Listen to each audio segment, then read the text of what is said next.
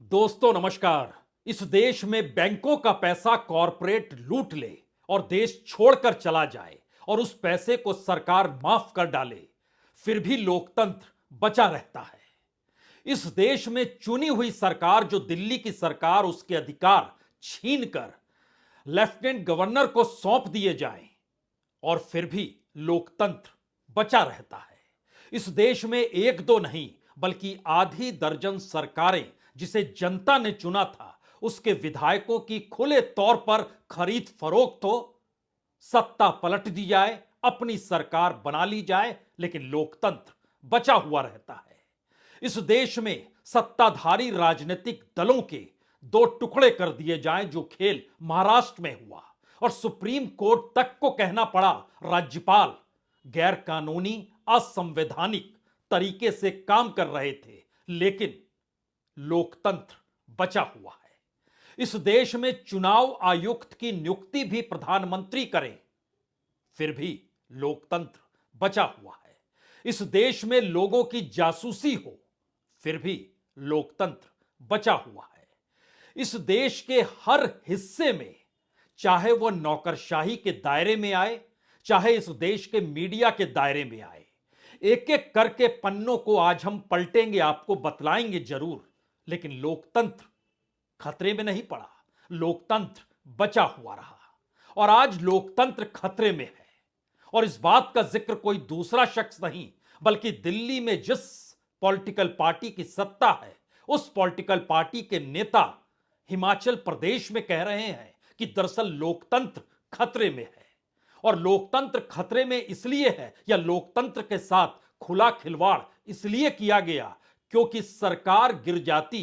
हिमाचल प्रदेश की। यानी जिस हिमाचल प्रदेश के भीतर कल का नजारा हरियाणा की पुलिस हो या सीआरपीएफ की मौजूदगी हो, या फिर हेलीकॉप्टर की आवाजाही से कांग्रेस के विधायकों को शिमला और पंचकुला के बीच घुमाया जा रहा हो और आज भी उन्हें ले जाया गया, लोकतंत्र तब खतरे में नहीं पड़ा। लोकतंत्र आज खतरे में तब पड़ गया जब कांग्रेस ने अपनी सरकार बचा ली। और कांग्रेस ने यह सरकार इसलिए बचा ली क्योंकि जब बजट पास करने का वक्त आया तो विधानसभा के भीतर बीजेपी के 15 विधायकों को सस्पेंड कर दिया गया। और बीजेपी समझ गई कि अब अगर वोटिंग होगी तो बीजेपी की संख्या कम होगी और सत्ता पक्ष की ज्यादा होगी, जो सामान्य तौर पर सत्ता पक्ष की पहले से ज्यादा थी। लेकिन इस दौर में उस सरकार को डिगाने के लिए, राज्यसभा में अपने उम्मीदवार को जिताने के लिए, वहां पर अपनी दोबारा सत्ता बनाने के लिए जो असंतुष्ट हैं, उनको फौज के दायरे में, सीआरपीएफ के दायरे में पंचकुला लाकर आराम तलबी के साथ बैठाया जाए और फिर भी लोकतंत्र जिंदा रहे, लेकिन 15 विधायक सस्पेंड हो जाएं तो लोकतंत्र खतरे में है। जाहिर है दिल्ली ठहाका लगा रही होगी, कह रही होगी कमाल कर दिया, क्योंकि लोकतंत्र का जिक्र तो इस दौर में हम करते ही नहीं थे, फिर हमारे ही विधायक ने लोकतंत्र का जिक्र कैसे कर दिया। तो हमें लगता है जयराम ठाकुर, जो राज्य के पूर्व मुख्यमंत्री और मौजूदा वक्त में पूरी प्लानिंग के साथ इस दौर में हिमाचल की सरकार को डिगाने निकले थे, या बीजेपी की सरकार को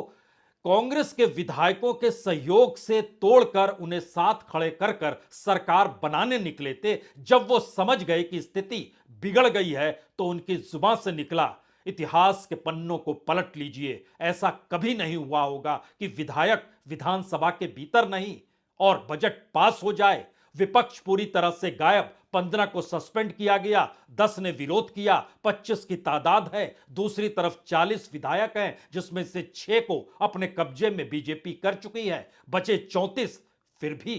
पास हो गया। तो यह तो लोकतंत्र के लिए खतरा है। यानी जिस पार्लियामेंट के भीतर 150 से ज्यादा सांसदों को एक झटके में सस्पेंड करने के बाद एक के बाद एक विधेयक पास किए गए और उन विधेयकों को लेकर कोई चर्चा नहीं हुई, और विधेयक